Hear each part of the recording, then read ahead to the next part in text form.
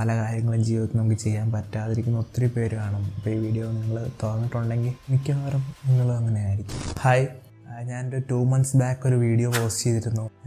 എൻ്റെ ഒരു റൊട്ടീൻ ശരിയാക്കാനായിട്ട് രാവിലെ 4 o'clock എഴുന്നേക്കാൻ ശ്രമിക്കാം, അതിൻ്റെ അപ്ഡേറ്റ്സ് പോസ്റ്റ് ചെയ്യാം എന്നൊക്കെ പറഞ്ഞിട്ട്. പക്ഷേ ഞാൻ എണീക്കാൻ ശ്രമിച്ചു, പക്ഷെ ഒരു ദിവസം പോലും 4 മണിയിലേക്ക് പോയിട്ട് 4:30 പോലും എത്തിയില്ല. അപ്പോൾ ഞാൻ ഓർത്ത് എന്തുകൊണ്ട് ഇത് പറ്റുന്നില്ല. അപ്പോൾ എനിക്കൊരു കാര്യം മനസ്സിലായി, ഇത് നമ്മൾ അന്ന് രാവിലെ വിചാരിച്ചിട്ട് കാര്യമില്ല, തലേദിവസം നമ്മൾ വിചാരിക്കണം. തലേദിവസം തന്നെ ഒത്തിരി കാര്യങ്ങൾ ചെയ്തു തുടങ്ങണം. പക്ഷെ ഞാനത് ശ്രമിക്കുന്നുണ്ടായിരുന്നു, അപ്പം അതുപോലും എനിക്ക് പോസ്റ്റ് ചെയ്യാൻ പറ്റിയില്ല. അതിൻ്റെ ഒപ്പം കുറച്ച് കാര്യങ്ങളും കുറച്ച് മോർണിംഗ് റൊട്ടീൻസ് ഉണ്ടായിരുന്നു, അതൊന്നും പോസ്റ്റ് ചെയ്യണമെന്ന് വിചാരിച്ചിട്ട് പോസ്റ്റ് ചെയ്യാൻ പറ്റിയില്ല, വീഡിയോ എടുക്കാനും പറ്റിയില്ല. അപ്പോൾ ഞാൻ ഓർത്ത് എന്തുകൊണ്ട് അതിലേക്ക് എത്തുന്ന ഒരു പ്രോസസ്സായിട്ട് ചെയ്തുകൂടാ. അപ്പോൾ അതുപോലെ ഞാൻ ഓർത്തുന്ന ഇനിയിപ്പം അതിലേക്ക് എനിക്കൊരു എത്താൻ പറ്റും, പക്ഷെ ഞാനത് റെഗുലറായി ചെയ്യണം. അപ്പോൾ ആ പ്രോസസ്സിന് നമുക്ക് പോസ്റ്റ് ചെയ്യാം. എന്തായാലും നാളെ രാവിലെ എനിക്ക് ആ സമയത്തായിരിക്കത്തില്ല എഴുന്നേൽക്കാൻ പറ്റുന്നത്, പക്ഷേ അതിന് ഏതൊരു സമയത്താണെങ്കിൽ പോലും അത് പോസ്റ്റ് ചെയ്യാൻ ഞാൻ മാക്സിമം ശ്രമിക്കും. അതിനൊപ്പം അതിൻ്റെ കൂടെ ചെയ്യുന്ന ബാക്കി റൊട്ടീൻസും കാണിക്കാൻ ശ്രമിക്കാം. ഇപ്പോൾ ഞാൻ തലേദിവസം ആണ് വീഡിയോ എടുക്കുന്നത്, കാരണം ഇന്ന് തുടങ്ങിയാൽ നമുക്ക് രാവിലെ ഒരു നേരത്തെ എഴുന്നേറ്റ് പല കാര്യങ്ങളും പ്ലാൻ ചെയ്ത് ചെയ്യാൻ പറ്റുള്ളൂ.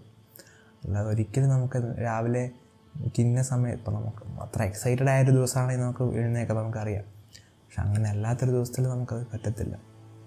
അപ്പോൾ ഇന്നിപ്പോൾ സമയം 12 മണിയായി, ഇപ്പോഴാണ് ഞാൻ കിടക്കുന്നത്.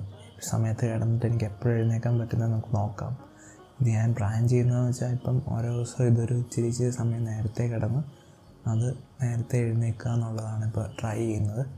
അതുപോലെ തന്നെ എൻ്റെ ഒരു വലിയ പ്രശ്നമാണ് എൻ്റെ ഫോൺ യൂസേജ്, സ്ക്രീൻ ടൈം എന്ന് പറഞ്ഞു കഴിഞ്ഞാൽ ഡിസ്ട്രാക്റ്റഡ് ആവാനുള്ള ഏതെങ്കിലും വഴി മതി. അതിപ്പം ഫോണും ലാപ്പും ഒന്നും വേണമെന്നില്ല, വെറുതെ ചിന്തിച്ചിരുന്നാണേലും പോവും. പക്ഷേ ഇതുപോലെ ഫോൺ നമ്മൾ ഡിസ്ട്രാക്റ്റ് ചെയ്യുന്ന പോലെ മറ്റൊരു കാര്യം നമ്മൾ ഡിസ്ട്രാക്റ്റ് ചെയ്യുന്നില്ല. കാര്യം നമ്മുടെ കയ്യിലല്ലല്ലോ നമ്മുടെ കൺട്രോൾ, നമ്മുടെ തോട്ട്സിൻ്റെ കൺട്രോളല്ല. അപ്പോൾ അതെല്ലാം ഞാൻ ചെയ്യാൻ ശ്രമിക്കുന്നുണ്ട്. അതിനായി ആദ്യം ചെയ്യുന്നതെന്ന് പറഞ്ഞു കഴിഞ്ഞാൽ ഏറ്റവും എഴുന്നേറ്റ് കഴിഞ്ഞ് രാവിലെ തന്നെ ഒരു 8-9 മണിക്ക് മുന്നേ തന്നെ എനിക്ക് വേണ്ട കാര്യങ്ങൾ എന്താണോ അതെല്ലാം അതുകൊണ്ട് ഫിനിഷ് ചെയ്യുക എന്നുള്ളതാണ്. അല്ലാതെ ഒരിക്കലും നമുക്ക് ഇതിനോട് നമ്മുടെ വിൽ പവർ വെച്ച് ജയിക്കാൻ പറ്റില്ല. ഗ്രാജുവലി മാത്രമേ കുറച്ച് കൊണ്ടുവരാൻ പറ്റുള്ളൂ. ഇത് നമ്മൾ വർഷങ്ങളായി ചെയ്യുന്നൊരു കാര്യമാണല്ലോ. അപ്പോൾ അതാണ് ഞാൻ ശ്രമിക്കുന്നത്. ഇനി ഞാൻ രാവിലെ എഴുന്നേറ്റിട്ടുള്ള വീഡിയോ കാണാം. ഒരു കാര്യം ഇവിടെ പറയണമെന്ന് തോന്നി. ഇപ്പോൾ ഇത് കാണുന്ന നിങ്ങളിൽ പലരും എന്നെപ്പോലെ തന്നെ സ്ട്രഗിൾ ചെയ്യുന്നവരായിരിക്കും. പല കാര്യങ്ങളും ചെയ്യണമെന്ന് പ്ലാൻ ചെയ്തിട്ട് പക്ഷെ ചെയ്യാൻ പറ്റുന്നില്ല. പല റൊട്ടീൻസും ചെയ്യണമെന്ന് വിചാരിക്കുന്നുണ്ട്, പക്ഷെ അത് കണ്ടിന്യൂ ചെയ്യാൻ പറ്റുന്നില്ല. മിക്കപ്പോഴും നമുക്ക് പെട്ടെന്ന് അതിൻ്റെ ഒരു ബെനിഫിറ്റ് കാണാൻ പറ്റാതെ നമ്മൾ നിർത്തിപ്പോയിട്ടുണ്ടാവും. അങ്ങനെയുള്ള എല്ലാവർക്കും ഇപ്പോൾ ഞാൻ ചെയ്യുന്നൊരു റൊട്ടീൻ നിങ്ങളെ ഹെൽപ്പ് ചെയ്യും, അതെനിക്ക് ഉറപ്പാണ്. അപ്പം ഈ ഒരു ജേർണി ഞാൻ മാക്സിമം ഒത്തൻറ്റിക്കായി റിയലായി പോസ്റ്റ് ചെയ്യാനാണ് ആഗ്രഹിക്കുന്നത്. അപ്പം നിങ്ങളും എൻ്റെ കൂടെ കൂടി കഴിഞ്ഞാൽ നമുക്ക് നിങ്ങളെയും ഹെൽപ്പ് ചെയ്യും, നമുക്കൊന്നിച്ചത് ചെയ്യാൻ പറ്റും. എഴുന്നേറ്റ് 7 മണിയായി. ഇപ്പോൾ നല്ല മഴയാണ്, ഒത്തിരി പരിപാടി ഉണ്ട് ചെയ്യാൻ. അപ്പം ഞാൻ പോയി ഫ്രഷായി വന്നു, നേരെ മെഡിറ്റേഷൻ ഇരുന്നു. ഇപ്പോൾ ഞാൻ ചെയ്യുന്നത് മൈൻഡ്ഫുൾനെസ് മെഡിറ്റേഷനാണ്. സ്റ്റാർട്ടിങ് ഒരു 3 മിനിറ്റ് ബ്രെത്ത് ഫോക്കസ്ഡ് മെഡിറ്റേഷനാണ് ചെയ്യാറ്, പിന്നെ body scan or box breathing ചെയ്യും. ഈ മൈൻഡ്ഫുൾനെസ് മെഡിറ്റേഷൻ നമ്മുടെ ഫോക്കസും കോൺസെൻട്രേഷനും ശരിക്കും ഇമ്പ്രൂവ് ചെയ്യും. വേറെ ഒത്തിരി ബെനിഫിറ്റ്സ് ഉണ്ട്, നമുക്ക് വരും ദിവസങ്ങളിൽ പറയാം.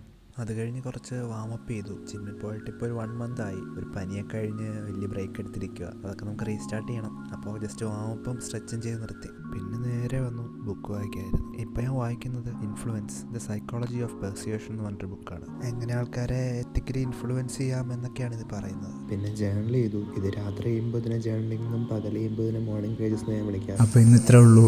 ഇന്നിപ്പോൾ ഞാൻ ആദ്യമായിട്ടാണ് ഇങ്ങനെ ഒരു മോർണിംഗ് റൊട്ടീൻ വീഡിയോ ചെയ്യുന്നത്. അപ്പോൾ അതിൻ്റേതായ പ്രശ്നങ്ങൾ ഈ വീഡിയോയ്ക്കുണ്ട്. ഞാൻ എന്തായാലും ഇടും. അപ്പോൾ ഇനിയിപ്പോൾ എല്ലാ ദിവസവും ഞാനിത് ഷോർട്സിലാണ് ഇടാൻ ഉദ്ദേശിക്കുന്നത്. അപ്പോൾ നിങ്ങളെല്ലാവരും തന്നെ സബ്സ്ക്രൈബ് ചെയ്ത് എന്നും കാണുക, എന്നെ സപ്പോർട്ട് ചെയ്യുക. എന്തൊക്കെയാണ് കറക്ഷൻസ് എന്തൊക്കെയാണെന്ന് പറയുക. എന്തായാലും അതുപോലെയൊക്കെ ചെയ്യുന്നതായിരിക്കും. അപ്പോൾ താങ്ക് യു ഫോർ വാച്ചിങ്. ഉറപ്പായി സബ്സ്ക്രൈബ് ചെയ്യുക. ഇത് ഷെയർ ചെയ്യാനുള്ള ഒന്നുമില്ലെന്ന് എനിക്കറിയാം, ഞാൻ ഷെയർ ചെയ്യാൻ ചോദിക്കുന്നില്ല. നിങ്ങളൊരു ലൈക്കും ഒരു സബ്സ്ക്രൈബും തരിക. Thank you.